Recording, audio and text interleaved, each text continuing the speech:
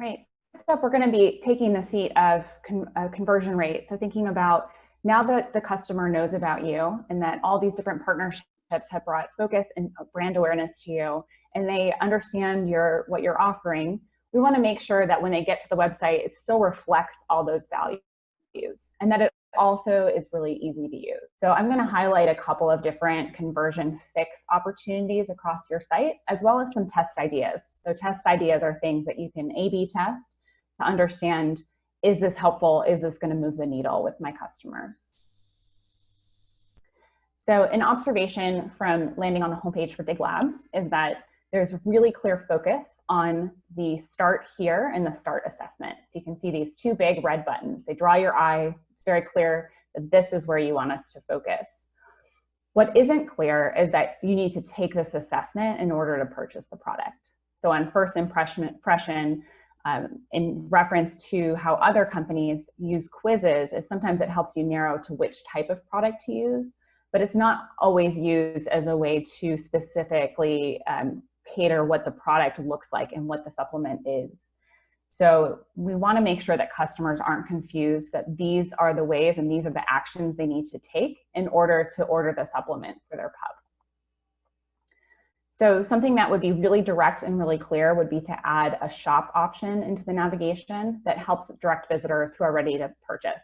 They may not think they need an assessment, but they will then get taken if they go through the shop flow to make those decisions and to customize what they need for their pup. And then we also may want to consider building a specific product page where people can understand the relationship between the quiz questions and product features and the price without having to go through each of those steps. They may not realize the relationship between each of the questions in the assessment and what they ultimately get. And by having a product page, you can introduce them to the product and then link them back into the assessment so that when they're ready to go, they have a clear flow to get back into it. And then looking at the quiz and the assessment itself, it asks some questions like, what are you and your pup most interested in?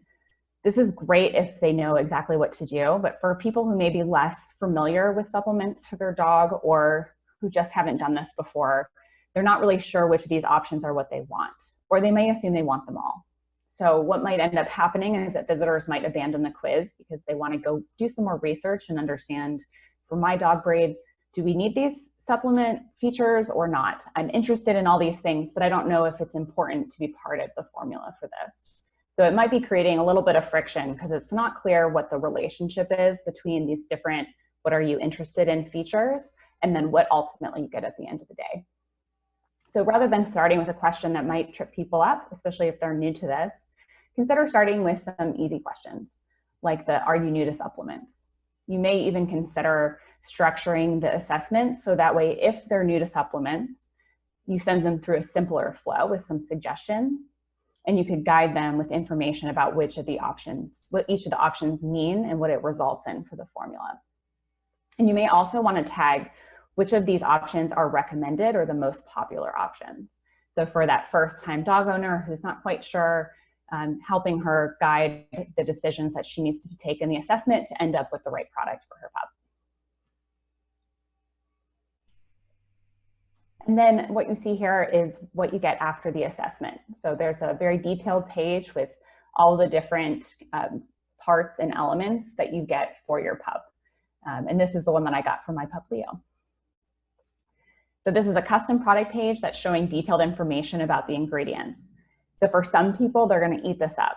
Some people love all the details. So there are people who will read everything on your website and want to know every possible detail before they make a decision. But there are other people who might not need all the detail. So they might find this overwhelming. And so what we want to do is to balance the need of those two different visitor sets. So for visitors who might get distracted because they go so deep into the details, pull it back a little bit. And for visitors who might get overwhelmed, we may want to simplify it and then give them the option to dig in if they have specific questions. And today, the presentation on the mobile site is actually really good. It has each of the ingredients with an ability to toggle open to see the list of the specific descriptions. So I would encourage you to consider doing a similar design choice on desktop so that it's not as text heavy when you first load the page, And for people who do want to dive deep, the information is still there. And then for people who just want to get an overview, they can quickly scan it and then move on to purchase. And then the other opportunity here in terms of, if you think about your customer at home, they may, if they were interacting with a vet or somebody in person, they might want to know why. Why are these the recommendations? How is this related to the assessment that we just did? So that may be another possible content to consider here, is to weave in some of that explanation. Why is this the mix that works for my pup? And that will give you the confidence to move on and purchase the formula. And then moving on to the next page. So after you decide that you are ready to move on here, it takes you to the product details page. Once you're here though, it's difficult to recover. So there's not a clear way to go back and edit your formula or to create a second formula if you have another pup. So consider being able to give visitors ways to make edits prior to adding to cart here, and also giving them the option to go back and add another assessment for another dog from this product page.